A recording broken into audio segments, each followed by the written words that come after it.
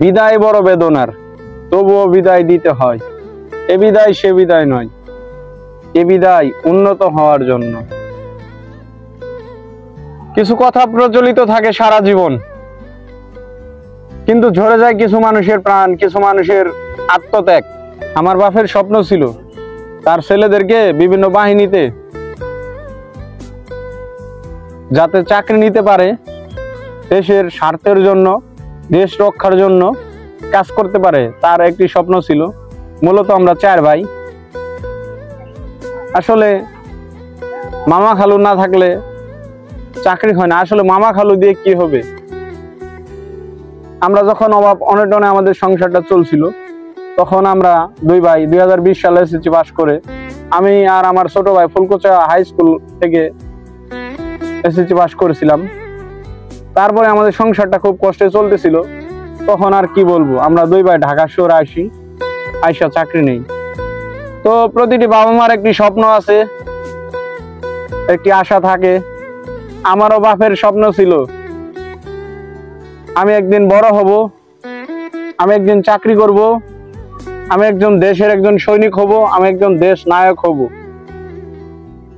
তো আমাদের স্বপ্নগুলো যখন পূরণ হয় নাই বা বৃথা গেল, তখন আমাদের 2 ভাইয়ের স্বপ্ন ছিল যে আমাদের আরো 2টা ভাই আছে, আমাদের এই ভাই 2টাকে আমরা দেশের একজন আদর্শ নাগরিক বা আদর্শ একজন যোদ্ধা হিসেবে গড়ে তুলব। তো কি বলবো ভাই,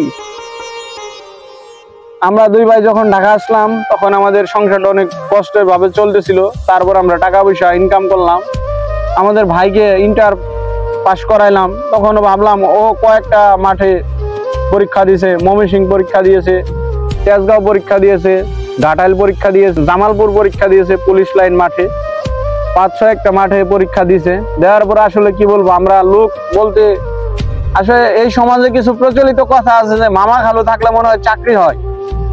আসলে যাই হোক, মামা খালু বলতে টাকা পয়সা বোঝায়, লোক বোঝায়, দালাল বোঝায়। যে বাংলাদেশে যে ঘুষ দিয়ে চাকরি নেয় তাকে আমি সব সময় দালাল বলবো। সে একজন খাস দালাল, দেশের শত্রু, সমাজের শত্রু। ওরে ভাই, জবাব দিতে হবে নাকি আল্লাহকে? যাই হোক, আমার ভাইকে যখন শেষ একটি পরীক্ষা দিল জামালপুর পুলিশ লাইন মাঠে, তখন আমরা একজন পুলিশের আইজির মাধ্যমে সুপারিশ হয়ে গেছিলাম। সেইখানে লোক নিবে বলছিল 6 জন জামালপুর জেলা থেকে। আমি কোনো সময় বানোয়াট বা গল্প বলি না, যা রিয়েল, যা সত্য, তাই সেই কথাগুলো বলার চেষ্টা করি। আপনারা আমার এই ভিডিও যারা দেখবেন তারা হয়তো বাজে কমেন্ট করবেন যে ভাই তুমি মিথ্যা কথা বলো। ভাই, আমি গরিবের সন্তান, আমি কখনো মিথ্যা কথা বলি না। যাই হোক, আমরা একজন পুলিশের আইজির মাধ্যমে গিয়েছিলাম জামালপুর মাঠে।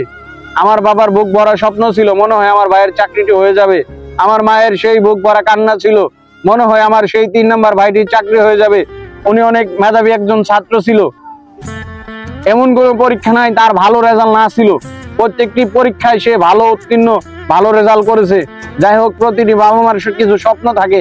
আমারও বাবার কিছু স্বপ্ন ছিল। আমার বাবা একজন কৃষক মানুষের স্বপ্ন একটু বেশি থাকে।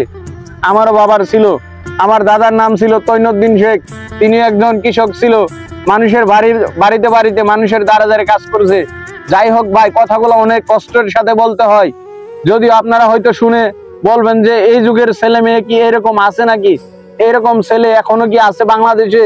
ভাই, যদিও এটা আধুনিক সমাজ, আধুনিক সভ্যতা, আধুনিক দেশ, ডিজিটাল বাংলাদেশ, কথাগুলো বলতে হয় অনেক আবেগের সাথে, অনেক কষ্টের সাথে।